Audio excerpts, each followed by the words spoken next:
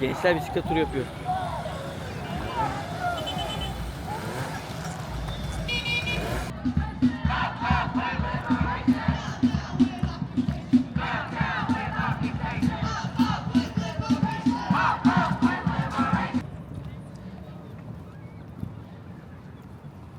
Arkadaşlar selamlar. Merhabalar. Şu an Boston'dayız. Boston'ın şehir merkezine geldik. Uzun zamandır video çekmiyorduk. Yani vlog çekmiyorduk. Ben bir oyun videoları çekmeye başladım. Linki bırakırım şuraya bir yere. İzlersiniz. Uzun zamandır vlog çekmiyorduk değil, uzun zamandır gezmiyorduk. Evet. O yüzden vlog çekmiyorduk. Zuhal'in biraz izni oldu. Ben de kendi günlerimi ona göre ayarladım. Şimdi Boston'ı gezmeye geldik. Evet. Evet, şimdi Boston şehir merkezindeyiz. Burada bir Freedom Trail diye bir yer var. Yani ne denir? Özgürlük yolunu yürüyeceğiz bugün Özgürlük arkadaşlar. yolu, evet. Boston şehir merkezindeyiz. Buranın tarihiyle ilgili önemli noktaların olduğu bir özgürlük rotası yapmışlar. Neden özgürlük rotası? Çünkü Amerika Revolutionary War diye geçen Amerika'nın bağımsızlık savaşının Evet, en önemli aktörlerinden biri Boston. Burada hatta tetiklenip başlıyor da diyebiliriz. Evet, her şey burada başlıyor diyorlar. Yani ana başlangıcı burası gibi. Evet, yani önemli olayların yaşandığı bir yer. O yüzden de buradaki önemli yerleri görebilmemiz için bir rota oluşturmuşlar. Tamamen turistik yani. Biz gezelim, görelim diye turistik bir rota yapmışlar. Şimdi biz de o rotayı yürüyeceğiz. Önemli yerlere bakacağız yürürken. Bir yandan da sohbet ederiz. Aynen. Neymiş bu Boston'ın önemli tarihi? Onunla ilgili bildiklerimizi anlatmaya çalışırız elimizden Evet. geldiğince. O zaman şimdi yürümeye başlayalım. Şurada hemen Evet. yanımızda Şu an bir parktayız. bomba. Ama ne bombası olduğunu, mayın bombasıymış. Hemen yanımızda. Denize koyulan mayınlarmış. Dünya Savaşı'ndaki mayınlardan birinin Yani, temsiliymiş. örnek bir mayın koymuşlar. Şöyle gösterelim. Üstündeki yazıyı da gösterelim.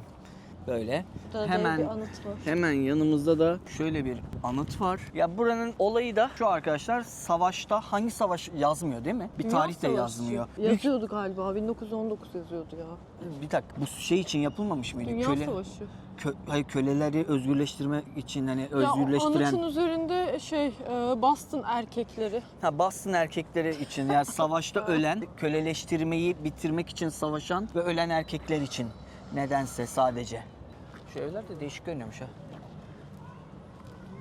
Bu işte şeye benzettiklerim. Bakır boya var ya, bunlarda da yeşermişler. O yüzden Toronto'daki binalara benziyor biraz.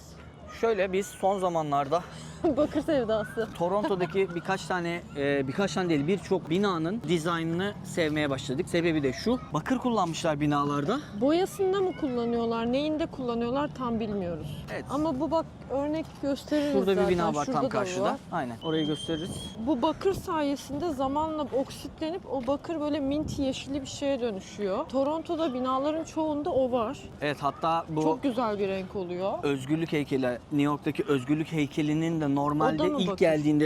geldiğinde rengi bayağı yani Turuncu, bu turuncu bakır bakır, rengi renginde. Zamanla o orada dura oksitleniyor. Oksitlendiği için de yeşil rengine ulaşıyor şu anki. Evet, yani Toronto'da da çok var o binalar, o bakırlı binalar. Burada da çok var. New York'ta o kadar yoktu. Ya da dikkat etmemiştik. Yani o zaman ilgimizi bakır çekmiyordu. sevdası yoktu bizde o zaman. Ya işte şey oluyor, algıda seçicilik Galiba, dedikleri bu evet. oluyor. Burada köprü de bakır mesela, yeşermiş Evet. komple yani. Ya belli bir şeye kafaya takınca, yani aklımıza gelince o şey oluyor yani.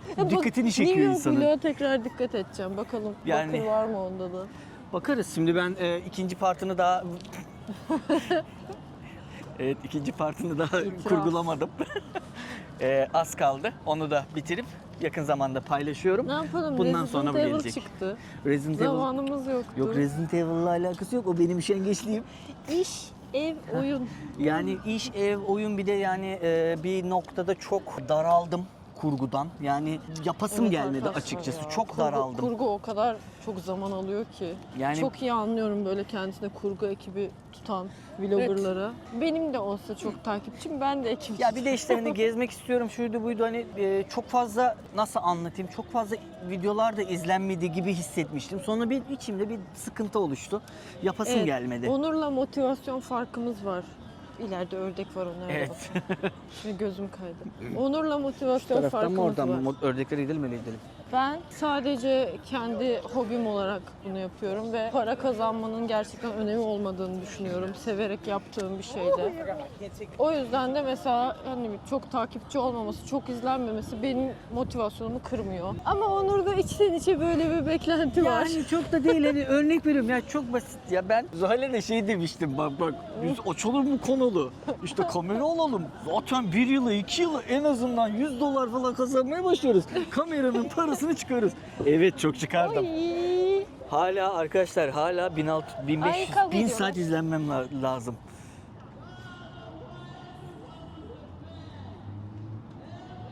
İleride bir adet rahip konuşuyor galiba. O yüzden sister konuşuyormuş. Sister konuşuyor. Orada dini bir grup konuşma yapıyor. Bayağıdır. Evet bahsetmeye çalıştığımız binalar tam olarak şu. Yeşil Gördüğünüz kısım. gibi yeşil kısım. O yeşil kısım yani şu an buradaki boya mı değil Boya mi? galiba. Bu boya gibi. Ama işte bakırlı boya da var galiba bu efekti Galiba sağlaması bu için. efekti sağlayan bakırlı boya. İlk boyadığınızda yine bu şekilde değil yavaş yavaş şey oluyor. Tam bilmiyoruz yani yanlış bilgi veriyorsak Evet. bilenler yazabilir. Bizim dediğimiz bakır muhabbetinde Toronto'dakilerde bayağı demir böyle camların pervazları falan demirden. Evet. Onlar böyle oksitlenip Bunu yeşeriyor. da Toronto'da yani bu Toronto'da kullanılan bakır kısmını Toronto'da kardeşi mimar olan birinden edindiğim bilgi bu. Bunu kullanıyoruz. Hani Toronto'nun da simgesi haline geldi zamanla demişti bana. Yani bakır kullanıldığından eminiz. Ama geri kalan detaylardan emin değiliz. Buranın sincaplarının tipi farklı. Evet biraz zayıflar. Daha demin Zayıf. kadını görmedin. Elinde poşetle yanına kadar çağırdı. Önüne attı sincapı. Sincap aldı gitti videoya çekti onu da. Ben videoya Cesaret. çektim o sıra kadını.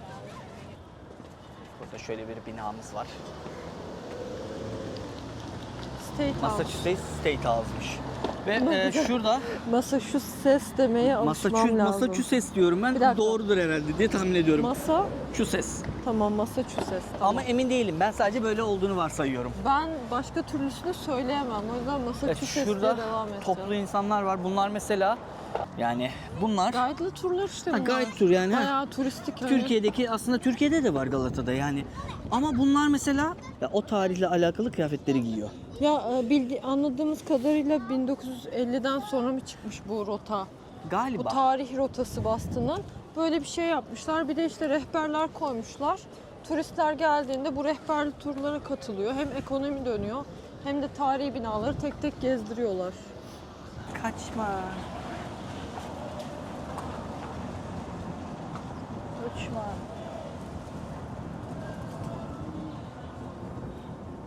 Bir 809'da yapılmış. Ve kuşu da çekiyorum. Ay, Çeksene. tipe bak. Çok tatlı. Minnok. Ay.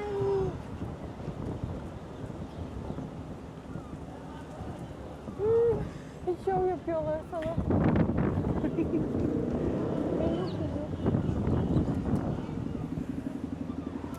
Gel gel yapalım. Kız da fotoğraf çekecekti. Ben önünde durduğum için çekemedi herhalde. Ne yapalım? Başka yerde çek. Kuşlar var. Ne yapalım? Kilise çalıyor. Kilise mi çalıyor? Çan çalıyor. Aşk olsun Allah aşkına. Dünyaya uzaydan yenilmiş gibiyiz zaten. Değil. Burası bir hall. Ama ayrıca da bir üniversiteymiş şu bina. Şurada bir taş var. O taşı çekmek istedim. James Otis diye biri. Kim acaba bu? Ya yine bakır. Evet Yine bak bakır. bu gerçekten bakır mesela. Bakır plaka evet. Şu bak kuşu gördün mü? Arkaya kuş falan yapmışlar. çok iyi. Çok güzel yapmışlar. Neden? Aşko Neden? kölelik için anıt yapmışlar. Çok güzel. Kuşu özgür bırakması Evet. Kölelikten Çok iyi. kurtulma anıtı. gerçekten çok iyi. Şurada yazıyı da hemen çekeyim size.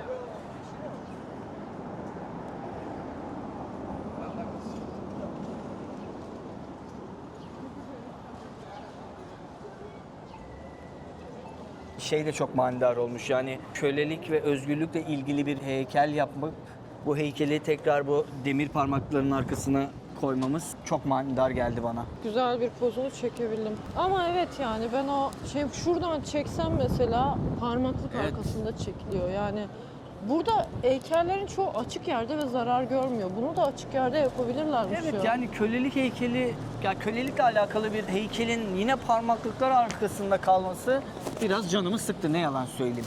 Şimdi şöyle arkadaşlar, ben bir girizgah yapayım. Onur aralarda Tamam, sen de aralarda gir, ben de unuttuğun bir girerim. şey olursa. Aa, şeye geldik. Lafını unutma. Gel aşkım kenara. Old City Hall. Evet. İlk City Hall burası. Yani ilk belediye binası. Şöyle içinde yemek mi satıyorlar Old City Hall'un? Şeyler var galiba, evet restoran var sanırım. Orada bir heykel var. Benjamin Franklin. Benjamin Franklin yine founderlarından, kuruculardan. Yani Old City Hall'un bir steakhouse'a çevrilmesi gerçekten efsane ya. Şu komikmiş. Bundan daha Amerika kültürüne özgü bir şey olabilir mi Yani ya? eski belediye binasını ve Girebiliyoruz değil school mi? diyor ama içerisine de. Okul da var. Sen şöyle tamamen binayı aldım. Bayağı güzel bina aslında. Çok orijinal bir bina. Yani. Burada Benjamin Franklin'i çekelim. Ya şu.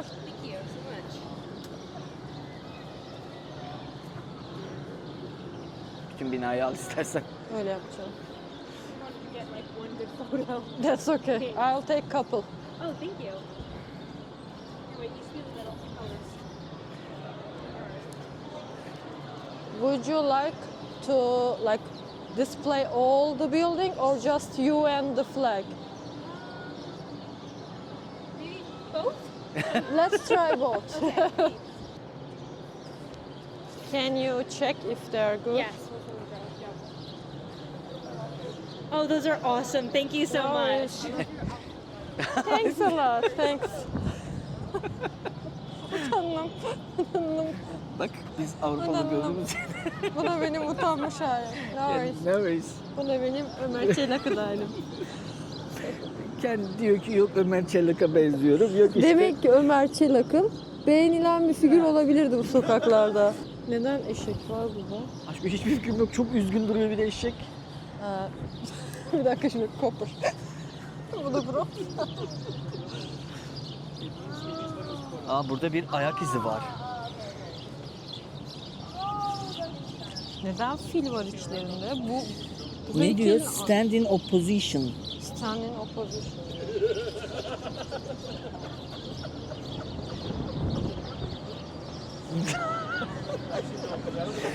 Yani şöyle durunca Hiçbir... manası yok. Biz burada puzzle, Resident Evil'dan kaldı puzzle çözmeye çalışıyoruz. Yani Resident Evil'dan kalma puzzle çözüyorum ben şu an. Yanımızdaki Ama- çalıda 1 milyon tane kuş var şu an. Çok Şurada tatlı. kuşlar var. Ama şimdi stand in opposition. Opposition ne demek? Tersinde dur değil mi? Tersinde dur. Aşkı biz çözemedik. Bunun bir manası vardır. Vardır, ben şu heykeli çekeceğim.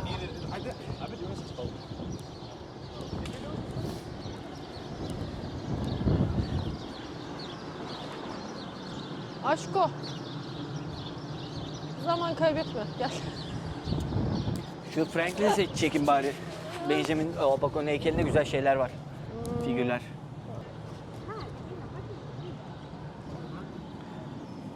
Çok iyi bu arada. Yani çok güzel yapılmış.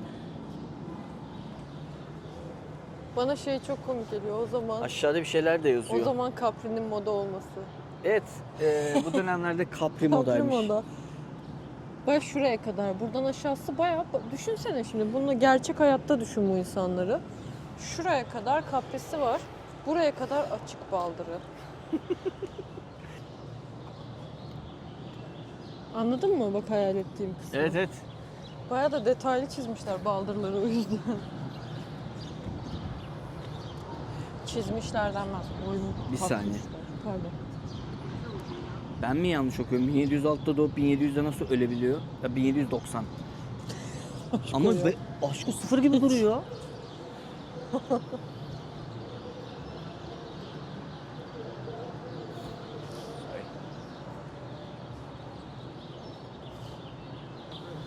Çözdüm. Neymiş? Çözdüm. Puzzle'ı çözdüm. Gel. Gel. Leon, puzzle'ı çözdüm. Geldim. Stand in opposition. Aa.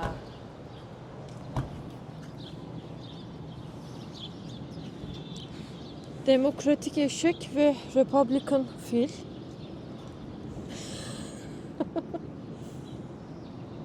Bu muymuş yani?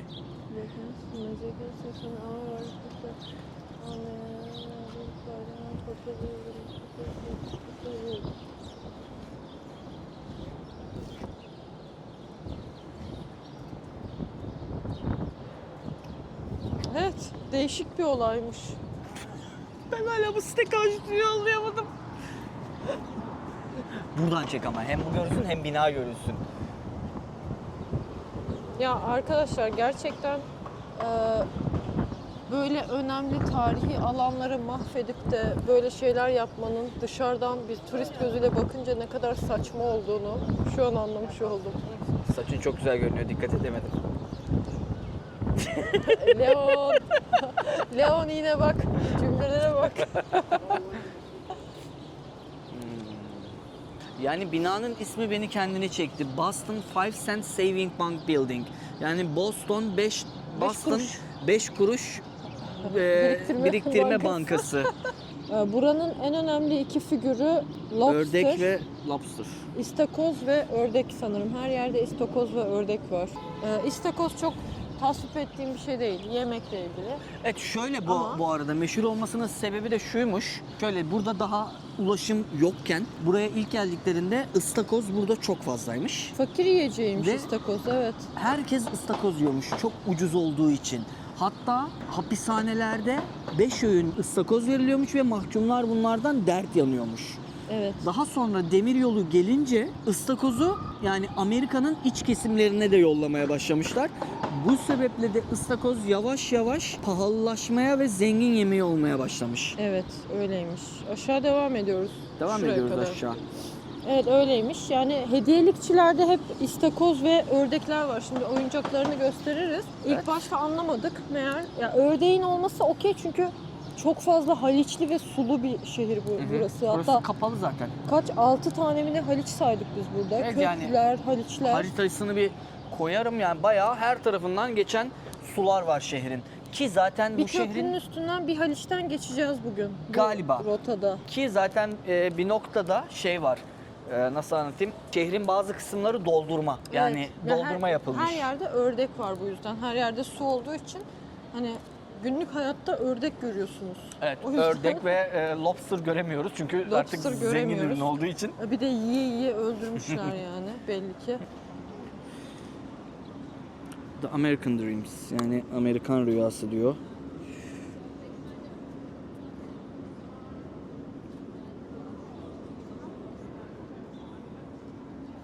Tam yanında da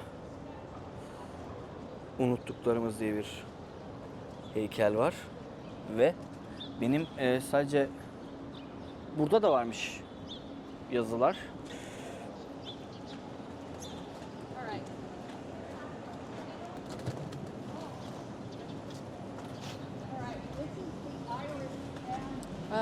Aşko, Irish Famine ile ilgili bir de Burada da Irish'ler var. John F. Kennedy ilk Irish başkanmış.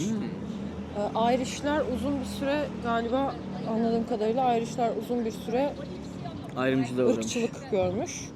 Ama benim burada ilgimi çeken şurada bu tarz çok modern bir aile varken ve şu kadının şu heykele bakıyor olması. Açlıktan ölüm.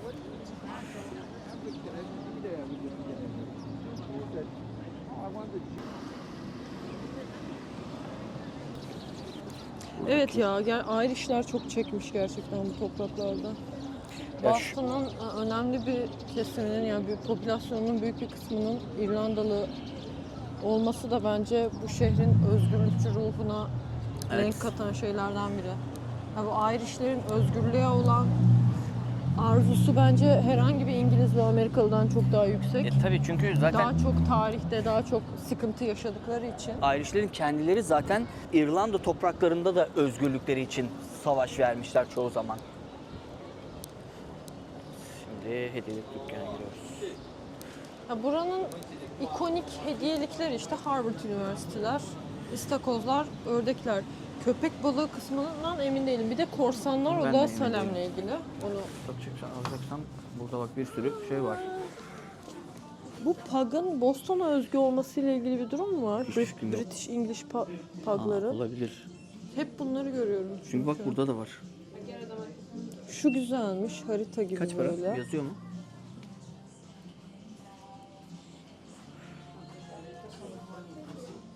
Yazıyor mu fiyat?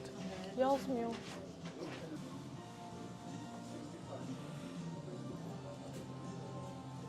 Çok Yani pahalı. güzeller ama pahalılar. Mesela şu stickerlar çok güzel. Aa, kaç tanesi 10? Ha, bunların fiyatı kaç para? Aynı 10 dolar bunlar da galiba. Çok fazla aşko. Hayır gerek yok. 5 dolar. Çok fazla. Çok fazla. Gel Yani gel. sticker dediğin 1 dolarlık Gel bir şey çıkalım en aşkım. fazla.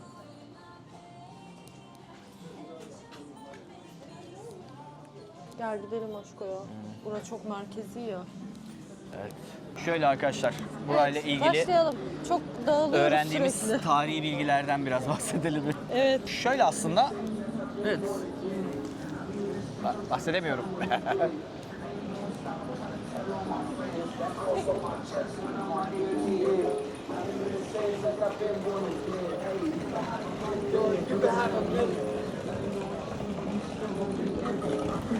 Nasıl? Böyle temizlenilmeli. Biraz gitsin, müzik sesi rahatsız etmesin bizi çünkü. Telif olmasın. Evet. Ben arada haritaya bakıyorum arkadaşlar. Evet. Sakın saygısızlık gibi algılamayın. Sürekli telefona bakarak yürüyor gibi algılamayın. Yani şöyle bilmiyoruz biz bu şehri. Evet. Şöyle. Ya bir de biraz karışık da yollar o yüzden. Aslında şeyden bahsettik, bağımsızlık savaşı burada başlamış diye. Bir diğer sebebi de şu, aslında Amerika'ya ilk gelenler de buraya gelmiş galiba. Boston tarafına, O kadar Amerika'ya emin inenler. değilim. Ben öyle okumuştum sanki. Yani tam bir bilgim olmasın. Yani şöyle Amerika tarihine çok düşkün bir insan değilim. O yüzden hani çok bildiğim bir tarih değil. Ama buranın tarihi birazcık ilgi çekici olduğu için açıkçası hani araştırırken de hoşuma gitti. Şöyle başlayalım. Buraya ilk önce yerleşen kişilerle başlayalım. Bildiğimiz üzere zaten hani İngilizler ve Avrupalılar Amerika kıtasına geliyorlar. Ve Irish'ler büyük bir çoğunluğu. Irish'ler. Buraya gelen kişiler de ilk başta pilgrimler, yani hacı Hristiyanlar geliyor buraya önce. Evet. İngiltere'den geliyorlar ve İngiltere Kilisesi'ne karşıt olarak kendi mezhepleri olan bir grup bunlar. Evet, İngiltere Kilisesi'ne Protestanlar karşılar. kiliseden ayrılıyorlar. Kiliseden ayrılıp bu yeni vaat edilen topraklara geliyorlar. Fakat Mayflower gemisiyle 60 günlük böyle çileli bir yolculukla buraya ulaşıyorlar ilk yerleşenler. Fakat tabii ki umdukları gibi iyi gitmiyor her şey. Açlık, susuzluk. Ve onun haricinde de istedikleri gibi tam istedikleri yere de gelemiyorlar. Evet, yani istedikleri rotaya da gelemiyorlar. Biraz savruluyorlar Yani doğal olarak. Boston'dan bir 60 kilometre ötede bir yere iniyorlar. Evet. Orada kendilerine bir şehir kuruyorlar, küçük bir kasaba. Ama iyi gitmiyor işler. Çünkü içme suyu sıkıntısı var. Zaten Boston tarihindeki en büyük sorunlardan biri içme suyu sıkıntısı. Evet. Ve okyanus kenarında bir şehir ama içme suyu kaynağı yok o zamanlar. Onun dışında açlık yaşıyorlar. Popülasyonun çoğu kısmı bu sebeple açlıktan, susuzluktan ölüyor. Native'ler o dönemde yardımcı oluyorlar. Evet, Ellerinden Native'lerden yardım geldiğince. istiyorlar. Native'ler de bu insanlara yardım ediyor. Native'ler de yardım ediyor. Yani aslında ilk gelen hacılarla, Hristiyan hacılarla buradaki Native'lerin aslında ilişkileri iyi başlıyor. Evet, iyi Çünkü başlıyor. yardımcı oluyorlar yani. Fakat sonrasındaki tabii ki işler öyle gelişmiyor bildiğiniz Tabii üzere. sonrasında topraklarını büyütmek istemeleri, toprak sevdası mı denir Sömürme artık? sevdası diyelim. Sömürme sevdası da diyebiliriz, evet. Buna sebebiyet veriyor. Sonrasında pilgrimlerden sonra buraya asıl burayı şekillendirecek olan insanlar geliyor. Evet, yaklaşık Püritanlar. 10 yıl sonra. Evet, yaklaşık 10 yıl sonra Püritanlar geliyor. Peki kim bu Püritanlar? Püritanlar yine İngiliz kilisesine karşıt protestanlar. Fakat Aynı pilgrimler gibi. Bu arada pilgrimler de çok katı ve bağnaz bir topluluk. Ama bunlar Dini da bakımdan. pilgrimler direkt İngiliz kilisesinden ayrılmak istiyorlar. Aynen ya, pilgrimlerde daha çok şey var. Bize kimse dokunmasın, biz kendimiz böyle hani yobaz Evet. dünyamızda yaşayacağız Kendileri gibi bir mantık kilise var. kurmak istiyor. Aynen, ama Püritanlar öyle değil. Püritanlar bir tık daha tehlikeli bir vizyonu var. Çünkü yayılmacı bir zihniyetleri var aslında. Ve onların isteği de İngiliz kilisesini saflaştırmak. Aynen, yani zaten hani pure'dan geliyor kelime kökeni olarak. Kiliseyi saflaştırmak istiyorlar. Yani düzeni değiştirmek istiyorlar. Yani özet olarak bu gelen iki grup, Pilgrimler ve Püritanlar, ikisi de İngiliz kilisesine karşıt gruplar. Püritanlar daha zengin, tüccarlar, ticaretle uğraşıyorlar. Pilgrimler daha kendi halinde şeyle hani belki bağdaştırabiliriz. Daha böyle küçük tarikatlar gibi bağdaştırabiliriz. Onların çok yayılmacı bir politikası yok, bir şeyleri değiştirme istekleri yok. Onlar da kendi Onlar kilisesini kendileri kurmak böyle bir istiyor. aynen kilise kurup kendi hayatlarını yaşamak istiyorlar. Ama Püritanlar bu düzeni değiştirmek istiyor. Tüm Hristiyanların onlar gibi olmasını ve onlar gibi olmayan Hristiyanların Hristiyan olmadıklarını iddia ediyorlar. Daha sonra Püritanlar bu şehri biraz kalkındırmış oluyor. Çünkü dediğim gibi zengin bir grup. Bu müzik ne ya yine? Birileri müzik yapıyor yine bir yerde. Dikkat dağıtıyor ya. Evet. Bir de şeyden korkuyorum, telif falan gelecek diye. Yok, bateri çalıyorlar. Bundan telif gelmez. Ne kadar brutalist bir bina. Burası işte City Hall. Önüne indik ya, tam önünde indik. Arkası bura. Ne O City kadar? Hall'un. Ne kadar soğuk ve korkunç. Evet. Bu Püritan dediğimiz kişiler kendini White Anglo-Saxon, Protestan olarak tanımlıyor. Bunun da kısaltılmışı WASP, bildiğiniz yaban arısı olan WASP. Hatta bir grup vardı, Glamrock grubu. Onur Evet. bilir. Wasp Eski grubu. bilen Ben yıllar bilmiyordum. bilir. Ben bilmiyordum bunların bu kadar WASP şey olduğunu. grubu vardı. Ben bu WASP grubunun yaban arısı grubu sanıyordum gençliğimin verdiği tüm cahillikle. Meğersem açılımı White Anglo-Saxon Protestan, yani Püritanların Evet. bu kendini tanımladığı ve daha sonra tüm dünyaya lanet beyaz ırkçılığı, beyaz üstünlüğü olarak evrilecek olan, yani beyaz ırkçılığın temelini atan grup olarak Evet. geçiyor Püritanlar. Şu an dünyadaki en büyük çilelerin sebebi diyebilirim Ve kendilerine. ya şöyle, Püritanların kuralları da inanılmaz sert. Ya bağnaz, yobaz deyince aklınıza İnanılmaz. gelen her şey var bu İnanılmaz insanlarda. bağnaz. Kadın düşmanlığı olsun, kendisi gibi olmayan herkesten nefret etmek, nefret Evet, mesela saçmak olsun. kiliseye gitmemek yasak. Cezalandırılıyorsun. Böyle bir grup yani. Değişik insanlar. Kilise veya Tanrı ile ilgili ileri geri konuşmak yasak. Evet. Bu hani cadıları yakan insanlar dediğimizde aklınıza gelen ilk tipleme var ya, böyle hani sarı büyük tokalı, ayakkabılı, kocaman siyah böyle şapkalı tipler. Bunlar Püritanlar arkadaşlar. Evet. Bu hani Salem cadıları, Püritanlar falan diye yazdığınızda karşınıza çıkacak o cübbeli insanlar Püritanlar. Evet, zaten bunlar, Salem'i kuranlar da bunlar ve Orada yaşananların sebebi de Püritanlar yani arkadaşlar. Salem'de yaşanan bu cadı avı adında insanları öldürmeleri de bundan kaynaklı. Yani söylediklerine göre, Salem'e de gittik, şimdi görüntüleri de koyarız orayla ilgili. Söylediklerine göre yaklaşık olarak 200 kişiyi bu işe bulaştırmışlar. Bunlardan 20'si ölmüş. Yani söylenen bu. Daha fazla olduğuna inanıyorum ben. Yani benim bir kanıtım yok, sadece bu bir Yani inanış. kendi kayıtlarına göre 20 kadın öldürülmüş cadı olduğu iddiasıyla. Daha fazla olduğu söyleniyor tabii ki. Sadece kayıtlarda 20 kişi olarak geçiyor. Salem'in de kurucusu bir Püritan olduğu için bunlar tabii ki yaşanıyor. Evet. Yani beyaz üstünlükçü insanlar bunlar Ama- arkadaşlar. Beyaz ve kendi dinlerinden sadece Protestan olan insanların üstün olduğuna, diğer tüm ırkların aşağılık olduğuna inanan insanlar. Yani bu aslında bu cadı muhabbetinin asıl sebebi de özellikle zaten bunları yaptırabilenler toplumda yeri olan insanlar o dönem. Ya evet, nüfuslu, maalesef çok nüfuslu bir grup, çok zengin bir grup. Bu yüzden zaten tebelleş olabilmişler. Evet, örnek dünyaya. veriyorum. Sebepler şunlar, yani varsayılan sebepler. Atıyorum mesela, ben senin toprağını istiyorum. Sen bana toprağını satmıyorsun. Ben senin karına, kızına diyorum ki bu cadı. Evet, ve toprağını elde senin ediyorum. toprağını elde ediyorum. Ya da atıyorum mesela, ben işte senin kızından hoşlandım. Senin kızınla evlenmek istiyorum. Sen kızını bana vermiyorsun. Kızının sevdiği var. Cadı. Diyorum ki bu cadı. Çünkü benim toplumda adamın bir önemi var ve bunu Evet. yaptırabiliyorum. Yani Evet, böyle yani güç olaylar. savaşı arkadaşlar. Para ve güç yine her şeyin başında geliyor. Bu işte dini bir motif koymuşlar arkasına da böyle şeyler yaşanmış. Evet. Salem'e Salem- gittik. Salem'le Sevmediğim, ilgili- benim sevmediğim bir nokta Ben de açıkçası. sevmedim. Şu an eğer şeyden hani Halloween temasından bahsediyorsak yani evet. mekanı, Salem'i artık bir turistik amaca çevirmeye çalışmışlar. Yani turistik bir amacı olsun diye. İşte korku evleri, işte Cadılar Bayramı Bayramı'na konseptine çevirmişler yani. Her tarafta mesela barlar var, barların adı Witch'le başlıyor. Mesela dükkanlar var, dükkanın önünde işte cadı var. Bir tane de Türk dönercisi var arkadaşlar Bu Salem'de. arada sıkıntı, yani şöyle aslında sıkıntı ne sıkıntısı? Onu da koysana bir Onu da koyacağım. Şöyle, bu orada da Witch Trial yolu var işte bu cadı yolu. Cadı mahkemesi. Cadı oluyor, mahkemesinin yolu yani cadıların cadı olduklarına Yargılandığını. inandıkları insanların yargılandığı ve öldürüldüğü yerler ve bir Türk dönercisi bulduk orada. Yani Paprika. gördük.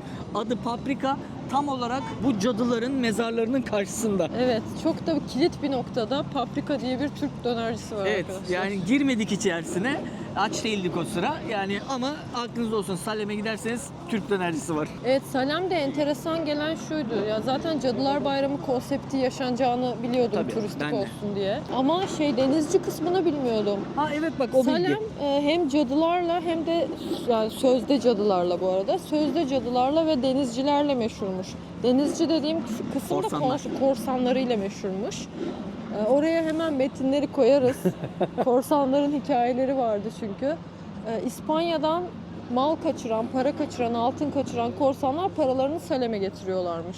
Evet. Ve burada Amerikan ordularıyla çarpışıp öldürülmüşler, mahkemelere çıkarılmışlar bu korsanlar, asılmışlar. Evet, Ama hatta o paralara ne olmuş kısmı çoğu kaybolmuş Hatta bir deniyor. grupta 15 kişiyi mi ne, 15 kişiyi mi 20 kişiyi mi ne yakalamışlar. Boston'a getirip Boston'da bunların liderini falan asıp Evet. diğerlerini de ya sürmüşler ya öldürmüşler Evet. gibi bilgiler var. Yani o korsanların İspanya'dan çaldığı altınların, paraların da çoğunun kayıp olduğunu Evet söylüyorlar. yani şöyle İnanmadık. 200 milyon İnanmadık. 200 milyon dolarlık bir paradan bahsediyoruz. O dönemin parası bu arada. Günümüz parasından bahsetmiyoruz yani. İnanmadık. 200 milyon dolar değerindeki altınların sadece 30 milyon doları kadarına ulaşabilmişler. Tabii ki o dönem bu paralar har vurup Sanki yendi. hiç edilmiş gibi hissettim. Tabii yani bir anda o dönem tarihlerde eğer geçiyorsa bir Salem tarafında bir anda zengin olup fakirlikten bir anda zengin olan askerler varsa Ya yok da. büyük ihtimal. Ya askerler değildi. Genel olarak büyük ihtimal orada hiç etmiştir yani. Tabii ama yine O zaman çünkü yani üst rütbelere gitmiştir. hani ülke yeni kuruluyor vesaire, para lazım. Tabii. Akıtmışlar parayı belli ki yani. Aynen. Yoksa hangi ülke bu kadar kısa sürede kurulup kalkınmış dünyada, böyle bir örnek var mı bilmiyorum. Yani Araya Salem'i sokmuşken bir de Harvard'ı sokalım. ya şöyle Harvard'ı sokmamız gerekiyor. Çünkü bu Harvard Püritanlarla bağlantılı. Evet. Yani bu Püritanlar zaten İngiliz kilisesini saflaştırmak istiyor. Bunun içinde Harvard adında bir okul kuruyorlar. Okulun kuruluş amacı şu anki gibi değil. Yani okul şu anki gibi eğitim vermek amacıyla kurulmuyor. Yani şehrin kuruluşundan, Püritanların gelmesinden çok kısa bir süre sonra kuruluyor Harvard'da. Hı hı. Ve amacı din adamı yetiştirmek. Yani Evet. kendileri gibi Püritan yetiştirmek için aslında dini bir okul olarak Evet, kuruluyor. okulun ilk amacı yani bayağı Püritan dini insanlar yetiştirmek. Evet ya zaten Püritanlar hem politikada hem ekonomide hem de dinde tek elde olmak istedikleri için böyle bir okul kuruyorlar ve bu okuldan yetişecek insanların da politikacı olup yine şehri yönetmeye devam edeceğini düşünerek kuruyorlar. Böyle elit, sadece erkeklerin tabii ki girebildiği o zaman için bir okul kuruluyor. Yani şu anki Harvard'la alakası yok. Yani bilim okuluna dönüşmüş şu an kadınların da okuyabildiği o okulla ilgisi yok. Zaten 1977'ye kadar da kadınlar Harvard diploması alamıyor. Ya Harvard'da okuyamıyor. 1636'da kurulmuş bu arada okul. Evet, kadın hareketi burada çok sıkıntı çıkarıyor doğal olarak. Harvard'da niçin kadınlar yok diye. Evet. Bu sesleri susturmak amacıyla yine kadınları kabul etmiyorlar. Sadece kadınlara özel bir okul Sadece kuruluyor. kadınlara özel Harvard'a bağlı başka bir isimli okul kuruyorlar ve Harvard diploması vermiyorlar oradan mezun olanlara da. Yine o isimli farklı bir diplomayı veriyorlar. Ta ki 1977'ye kadar. 1977'de kadınlara Harvard diploması verilmeye başladı Evet. ki çok yakın bir tarih. Yani Yani çok yakın. Şimdi utanç verici, korkunç bir bilgi. 100 yıllık bir ara var yani 100 yıl Evet. boyunca kabul etmiyorlar. Çünkü yani Hatta- köklü bir vasp kültürüyle kurulmuş burası. Sadece beyaz, dindar erkeklerin okuması ve- gereken bir okul Ve olarak şu idealize ediliyor. sadece ilk kurulduğunda sadece Puritan ve elit ailelerin çocukları alınıyormuş. Yani içeriye. Başkası alınmıyormuş. Oradan da zaten Harvard'dan okuyup mezun olan bu kişiler, yani Puritanların torunları, çocukları vesaire, yeni bir sosyal sınıf oluşuyor orada. Boston'ın Brahminleri adını alıyor bu sosyal grup. Hem zengin doğal olarak, çünkü Puritanlar, hem zengin hem okumuş üst düzey beyaz erkek sınıfı oluşuyor Boston'da ve bunlar aynı zamanda politikaya da yön veren insanlar oluyorlar. Brahminler bildiğiniz gibi Hindistan'daki kast sisteminden geliyor, Brahmin kısmı da. Yani burası, bu hikaye o kadar kötü hissettiriyor ki bana gerçekten.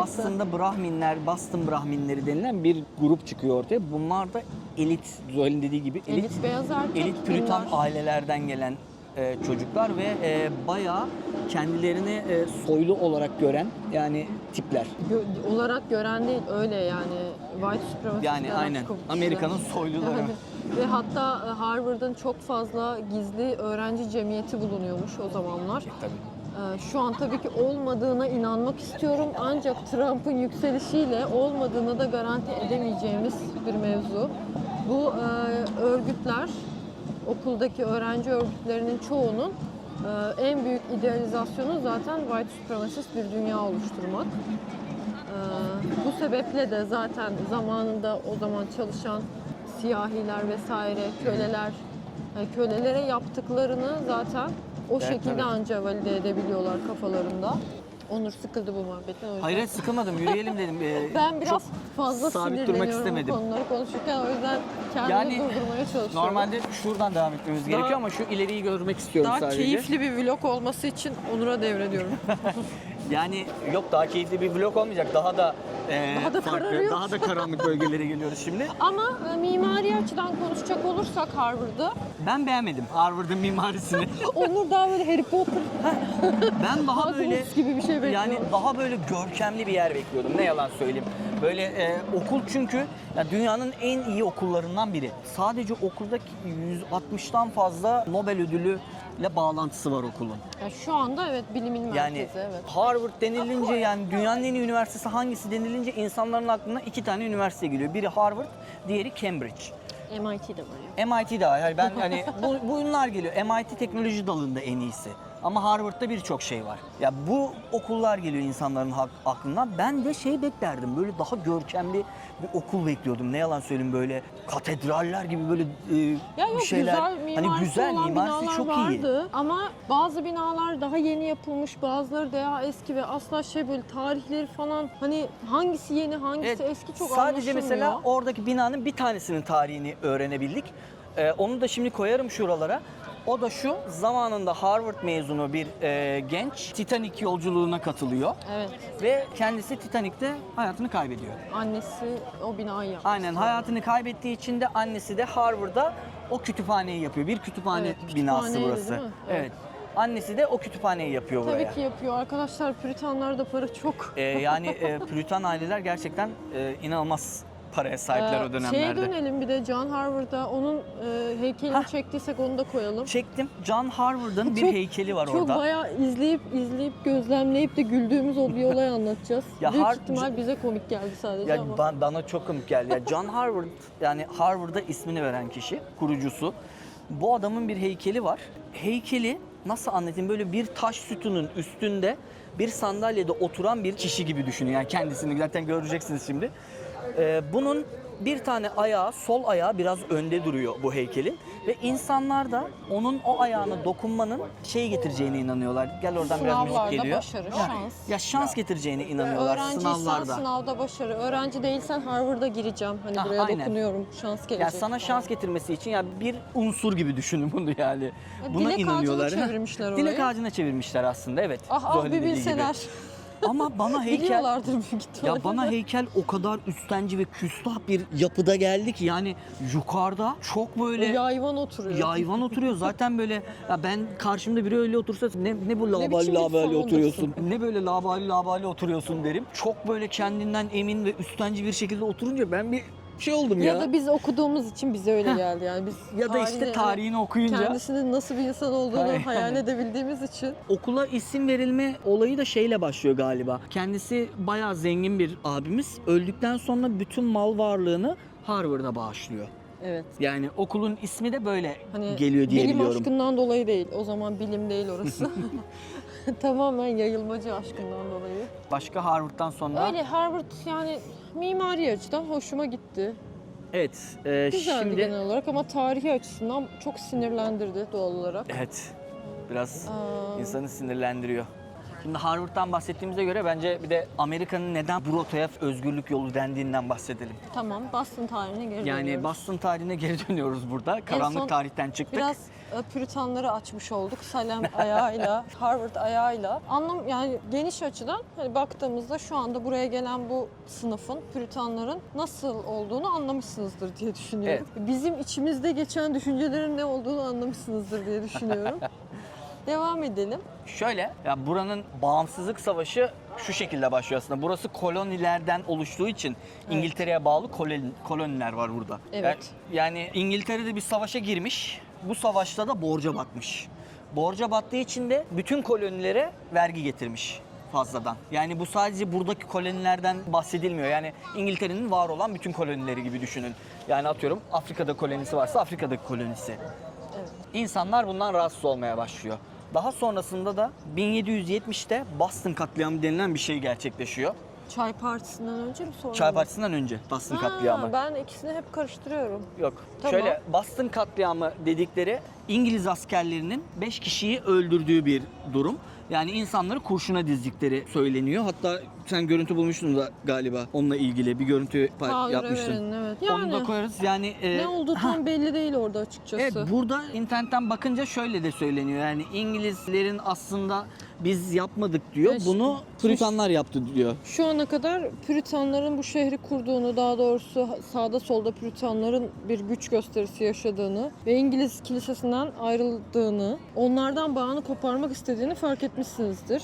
Ya Doğal olarak burada da yani İngilizlerle Püritanların çatışmalarında hep bir ikililik söz konusu. Bir yerde yazıyor ki işte 5 kişi katledildi. Diğer yerde diyor ki Püritanlar aslında öyle gösterdi.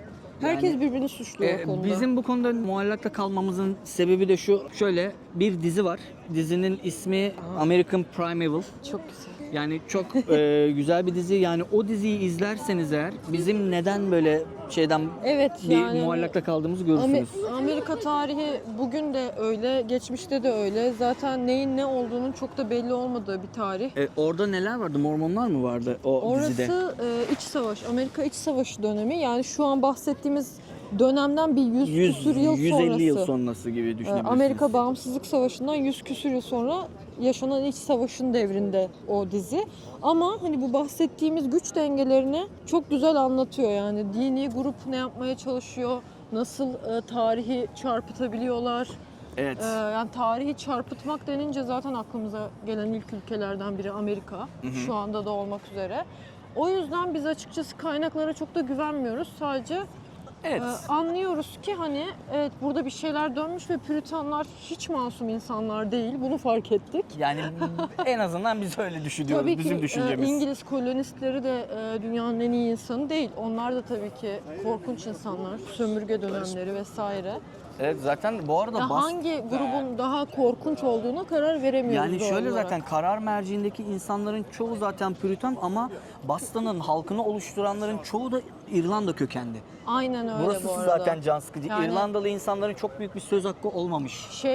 Şehrin yapı taşı aslında İrlandalılar ve zaten bağımsızlığa çok düşkünlüklerinden dolayı da bu anti kölelik karşıtı harekatlarında genelde onlar harekatların başlatmış. hepsi Boston'da gerçekleşiyor. Yani kültür bakımından ve şehir bakımından aslında çok güzel bir yer. Ama üstte yaşanan bu güç savaşları bakımından da berbat bir tarihe sahip diyebilirim yani. Evet.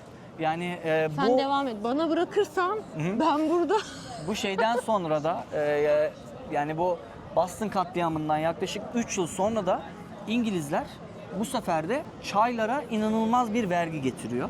Bu vergiden sonra da halk buna çok sinirlenip Bir tane hatta bunun müzesi yapılmış bir tane gemi var. Bu gemiye girip gemideki tüm çayları denize döküyorlar. Bu da Boston Tea Party olayı olarak geçiyor. Zaten her şeyi körükleyen olaylar da bunlar. Yani evet, hep isyanlı bir şehirmiş burası zaten. Hep yani bağımsızlık isteyen bir şehirmiş. İngiliz kolonilerini hep bir def etmek istemişler. Ama Boston Çay Partisi olayındaki yaşananlar doğal olarak Amerika Özgürlük Savaşı'nı tetiklemiş ve başlatmış yani. Evet. Daha sonrasında da zaten Kuşatma yaşanıyor. kuşatma yaşanıyor. Yani İngilizlerle ve kolonistler arasında bir gerilim yaşanıyor. Hatta bu Paul Revere dediğimiz orada mezarını gördüğümüz adamın önemi de şuradan geliyor.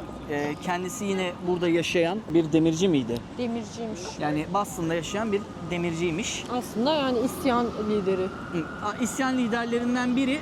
Büyük ihtimal sözü çok geçen bir insanlardan biri. Yani yine şey değil yani halktan biri gibi düşünmeyebiliriz bu adamı. Yok bu arkadaşlar Amerikan Özgürlük Savaşı'ndaki revolutionistler yani devrimciler elit püritan insanlar. Evet. Yani halk özgürlük savaşı diyemeyiz.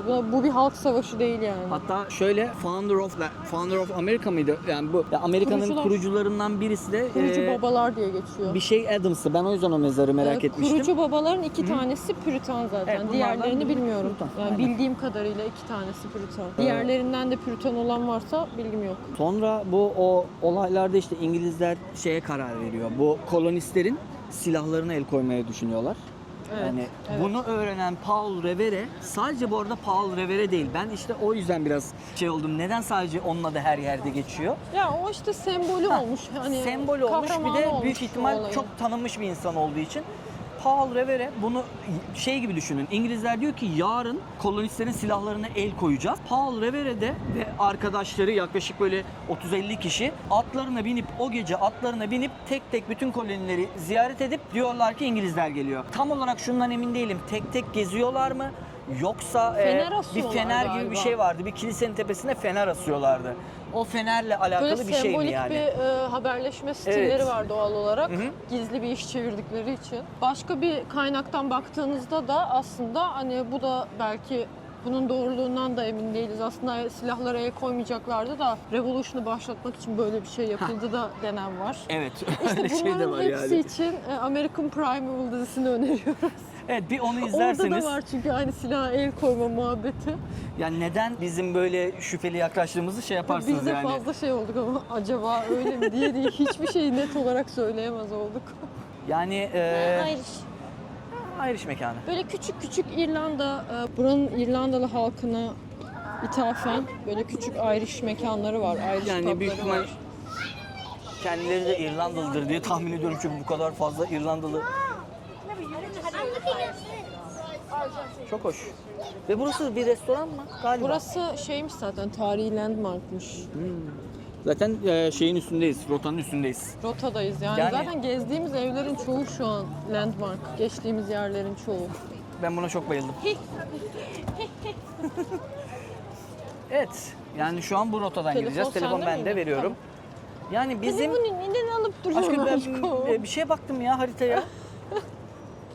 Evet yani şöyle buranın özgürlük yani bağımsızlık savaşı da bu şekilde başlıyor. Bundan sonra da zaten Amerikan halkı İngiltere'den ayrılıyor ve kendi özgür ülkelerini kuruyorlar. Kendi ülkelerini kuruyorlar. Yani bu Founder of America muhabbetleri de yani isimleri de buradan geliyor. Yani Amerika'nın kurucu babaları diye Founding geçiyor. Fathers. Founding Fathers. Amerika'nın kurucu babaları. Yani bu harekatın başındaki isimler Evet. gibi yani. Amerika bu şekilde yani aslında Arkadaşlar- Amerika'nın temelleri Boston'dan atılmış diyebiliriz. Ya burası evet çok önemli, onlar için çok önemli, Amerikalılar için. Boston önemli bir yer savaşta. Birazcık dağınık anlattıysak kusura bakmayın. Evet. Çünkü gerçekten çok komplike bir konu. Hani buraya bakarken bir yandan karşınıza başka bir şey çıkıyor. Onlara dalıyoruz. Hangisi doğru asla inanamadığımız için birkaç kaynak okuyoruz. Yine güvenmiyoruz. O yüzden birazcık dağınık anlatmış olabiliriz. Siz hani kendi araştırmanızı yapıp tabii ki bilgilere erişebilirsiniz. Çok tatlı. Yani Ama bize burada, ya bana açıkçası en dikkat çekici gelen şey bu konuda beyaz ırkçılığın başlangıcının Evet, aslında burası olması. bir yandan onun da kökeninin burası olması. Tam benim için iki en önemli noktası buranın. Beni en çok etkileyen. Birincisi işte maalesef bu WASP muhabbeti. Bir de kölelik karşıtlığının sembolü olması bu şehrin.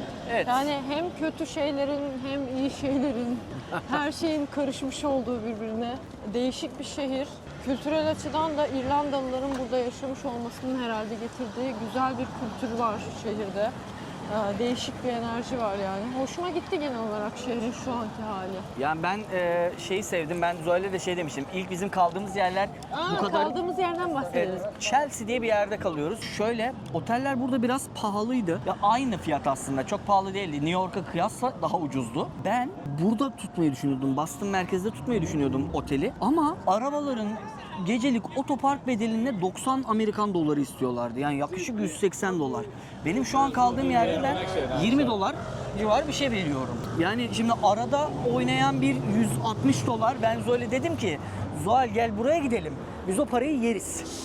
Boston'da yeriz dedim yani. Yani Chelsea'nin mimarisi bu kadar güzel değil. Ben de Zuhal'e en Ben başında çok dedim beğendim. ki Çok sevdim orayı ben de en başında Zuhal'e dedim ki Zuhal bak Chelsea bu kadar güzel değildir. Ya Chelsea bu kadar güzel değilse Boston'da güzel değildir diye düşündüm. Ama Boston merkezdeki gördüğünüz gibi yani binaların yapıları falan böyle. Senin fikrin Chelsea Güzel. beğendin mi? Yani nasıl anlatayım? Onur istiyor ki her yer ihtişamlı olsun istiyor. Aynen. Ama her yer Ben ihtişamlı geziyorsam- olursa yani bu hayat öyle Ben bir hayat geziyorsam değil. gezdiğim yerler böyle ihtişam olsun isterim. Hayır, şu bina çok hoşuma gitti bak mesela. Sen hayatta sevmezsin. Cam Yo, o binayı kezan sevdim. kocaman. Eski Amerikan Yeşilli tarzı bina. cumbaları var. Eski kenarda. Amerikan tarzı bina severim ben onu ya. Niye sevmeyeyim? Chelsea bence çok güzel bir yer arkadaşlar. Çünkü aynı New York'ta kaldığımız gibi. New York'ta kaldığımız yerin adı neydi? New Jersey'nin biraz yukarısındaydı. Tamam. New York'ta New Jersey'de kalmıştık. Burada da yine şehir merkezinin dışında Chelsea'de kaldık. İkisinin de tek bir ortak noktası var. Kendimizi inanılmaz güvende hissetmemiz. Evet. Çünkü Yürürken, gezerken. Neden? Çünkü göçmen mahallesi. Latin mahallesi arkadaşlar. Latin mahallelerinde gerçekten kendimi daha mutlu hissediyorum. Daha güvende hissediyorum. Çünkü hani çalışan, kendi halinde insanlar. kimseye zararlı olmaz Aynen. gibi düşünüyoruz. Küçük küçük dükkanlar var. Çok böyle şeker bir mahalle. O yüzden bilmiyorum ben seviyorum. Biraz çileli oluyor tabii şehir merkezine gelmek. Evet, çünkü 2-3 otobüs değiştirmek zorunda Evet kalıyorsunuz. ama bir yandan da şehrin dinamiğini anlamış oluyorsunuz. Yani otobüste nasıl yolculuk yapılır, Evet. işte metrosu nasıldır, şehri yaşamış oluyorsunuz.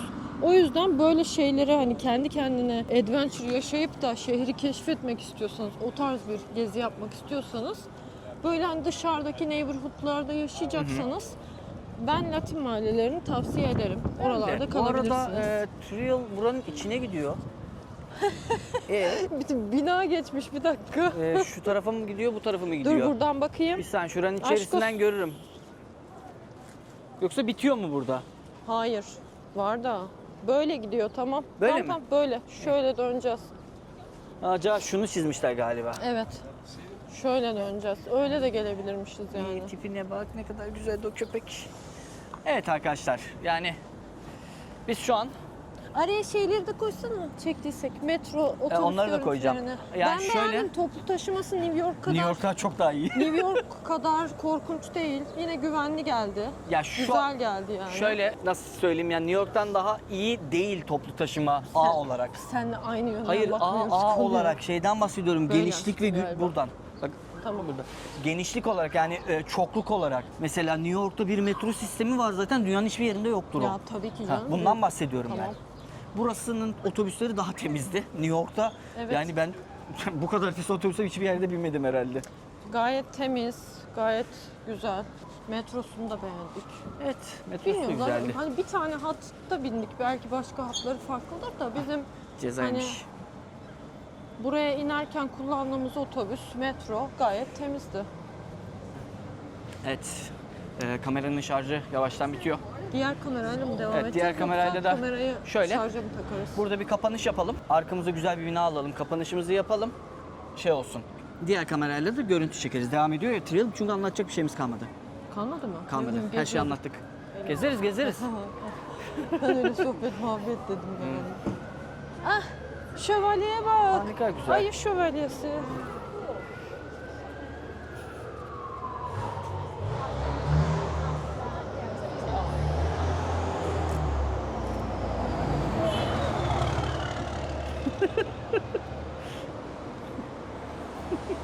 Neyse dur dokunmayayım, ayıptır. Ayıptır. Bak balinası var. Gördüm. Dövmeleri var. Dövmeleri var. Dur çekeyim. Evet arkadaşlar, videomuzu arkadaşımızla bitiriyoruz. Buraya kadar bizi izlediyseniz teşekkürler. Videoyu beğendiyseniz parçalı yapacağız sandım, kusura bakma. Buraya kadar beğendiğiniz için Hayır. Buraya kadar bizi izlediyseniz evet arkadaşlar, videonun sonuna geldik. Evet. Buraya kadar bizi izlediyseniz teşekkür ederiz. Eğer videoyu beğendiyseniz ne yapmasınlar? Ne yapsınlar? İstediğinizi yapın. Beğenebilirsiniz. Beğenmek isteyen beğensin, istemeyen beğenmesin. Beğenip yorum atarsanız seviniriz. Evet. Eğer anlattıklarımızla ilgili herhangi bir yorumunuz, herhangi bir Ekleyeceğiniz bir şey yok varsa öyle değildi, böyleydi, ne biçim anlattınız arkadaşlar diyecek varsa yazabilirsiniz, alınmayız. evet. Eğer beğendiyseniz beğenmeyi ve abone olmayı unutmayın. Teşekkürler. Teşekkürler.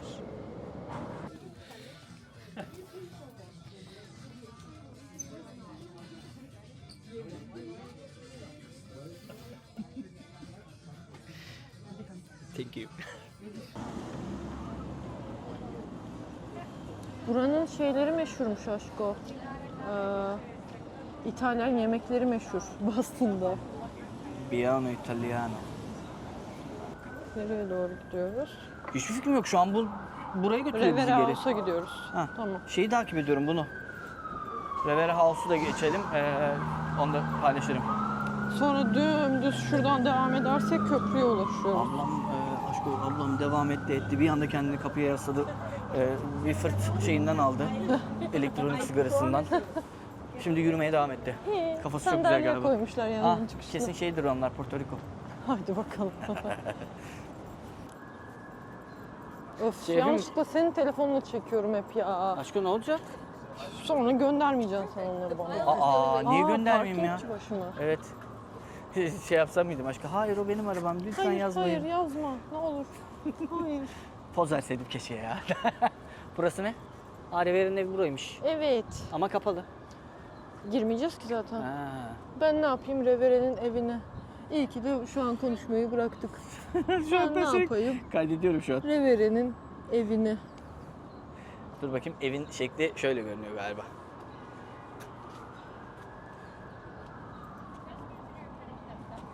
Şu muymuş? Şu kısmı mı? Şu. Buymuş lan ev zaten. Gel şuradan çekeyim. Ne oluyor ya? Buymuş aşk ev. Annem ne kadar güzel. Tam şeyin plakanın önünde durayım mı aşkım? Buralar hep Airbnb'dir değil mi? Şu Revere'nin evi. Evet. Bak bahsettiğimiz bina tarzı aşko. Gel orayı bir çekeyim. Aşko. Aşko. Bakır. İşte ondan diyorum. Bakır. Bakır. Hı.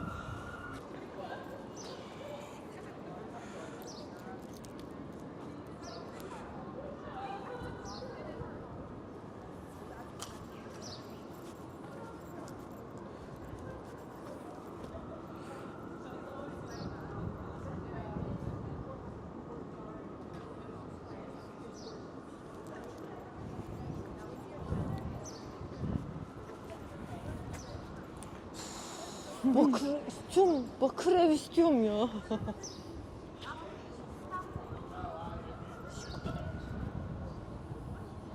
Bakır ev istiyorum. Üstünde de bu yıldızdan olsun. Işıklı yıldız.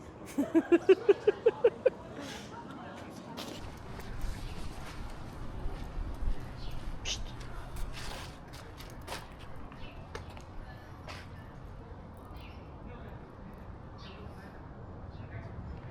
Yangın merdivenlerini ve bakırları çok severim.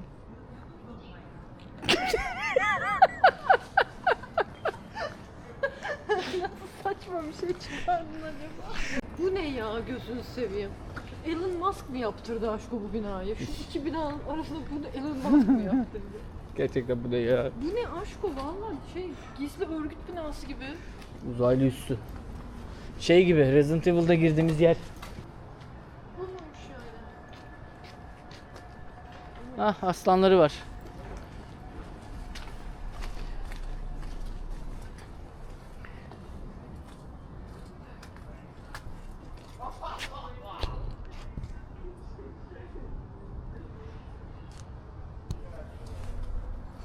Ah.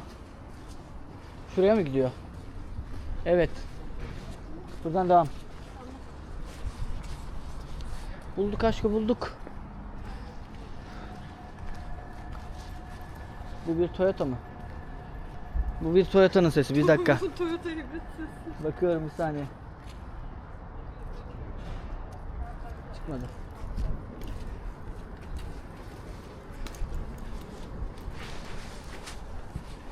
Köprüye doğru gidiyoruz.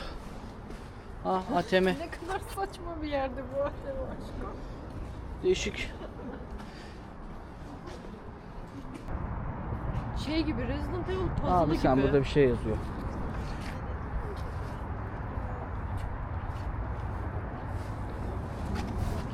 Okey. Puzzle gibi aşkım, çözüyorsun yani. Onun description'ı burada mesela. Gerçekten bu arada çok saçma ya. Aa. Paketlemişler gemileri. Satacaklar herhalde. Paketlemişler mi aşkım? Ha, poşete sarmışlar. Ay aşkım, şu mavi olanı bana paketletir misin? Yani mesela onu niye paketlememişler? O da satılmamış, onu istiyorum ben. Şöyle bir sardırsana bana. Ne ya? Yani nasıl söyleyeyim ki o? Dokular dokular. Tarihi olarak işte Wikipedia'sal bilgiler burada.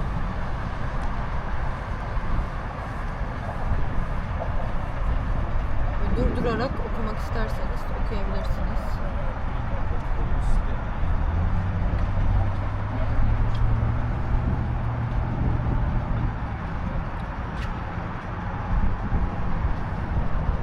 Biz böyle yürümüş olduk değil mi?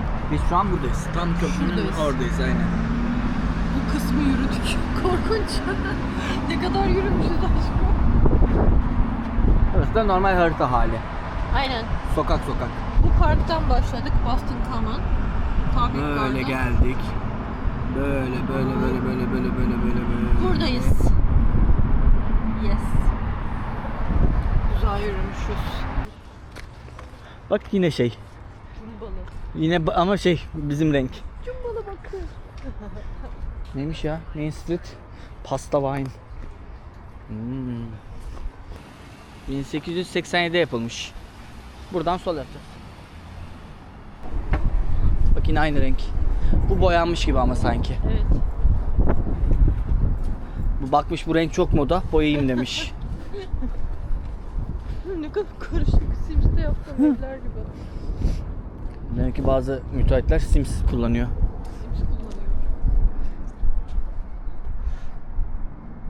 Settled District. İlk defa bu terimi. Ne o? Thickly settled. Yeni bir şey öğrendim. Yani kalabalık nüfuslu yerleşke. O yüzden Thickly. yavaş gidin diyor. Thickly settled. Bak böyle bir cümle kurulabileceğini bilmiyordum. Değişikmiş. Yani crowded yerine daha elit platinum thickly settled demiş. This is all doing. Y'all ain't take a picture of the sunset. This don't ever happen. I just see a camera roll. Gotta add this. Oh my god, yes. Normal bir şey değilmiş yani. Her zaman olan bir şey değilmiş aşkım. Orangey and just so yes. Işık yanıyor ya, çok güzel görünüyor şu an. Wow. We don't get this often. You gotta take Well, it in. after all that nasty weather, Like, come on. This is beautiful. This is Earth. Oh, Mother İnanamadım Nature şu an. sings. She's okay today. Çok güzel görünüyor renk bak. Aa, inanamadım şu an. Geçsene biraz önüne doğru. Geç bakayım kameraya bak.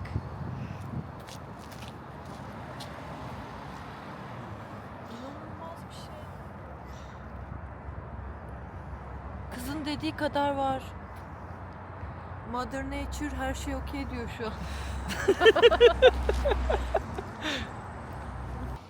Ne? Çiniye bak. Güzelmiş. Sen asıl şeye bak. Kapı tokmağına. Nasıl bir... Çek aşkım. No Kings vay. Vay Trump karşıtları da varmış burada. Bak 1776'dan beri. Çünkü bağımsızlık savaşı ve kazanıldı. Aa cumbalı. Ne kadar güzel evler. Evet. Bunlar eski mi yeni mi acaba? Eski. Ya çok ama yine vardır baby. Bakayım şimdi. Görünecek.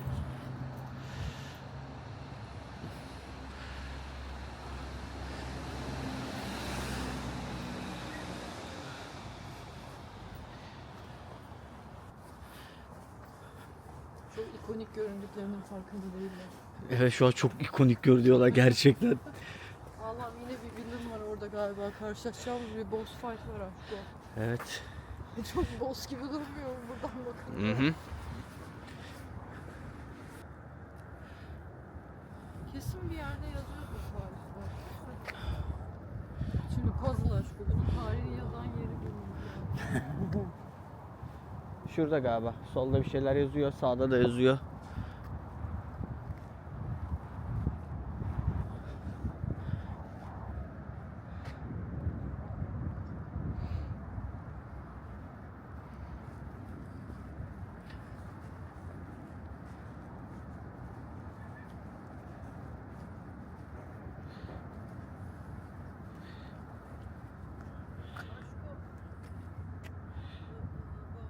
Bağımsızlık Savaşı'nda özellikle Boston'ın kuşatılmasında önemli bir rol oynamış.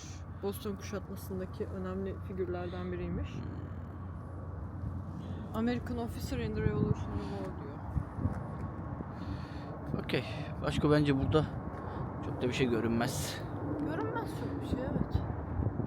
Sadece gün batımı güzel şöyle. Çektim her şeyi çektim. Şöyle güzel. Tamam bence. Ne var orada? Yap bakayım bir. Şurada Türkiye var. Buradan Şurada. böyle dümdüz gidersek Türkiye var.